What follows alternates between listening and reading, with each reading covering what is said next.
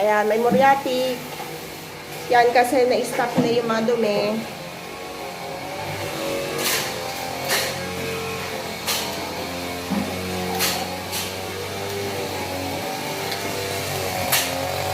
Ayun, si Kuya Oge, kapatid ko yun, nag-ano siya ng mga damo, grass cutter sa labas.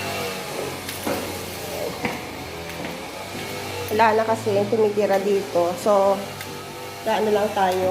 Check lang natin.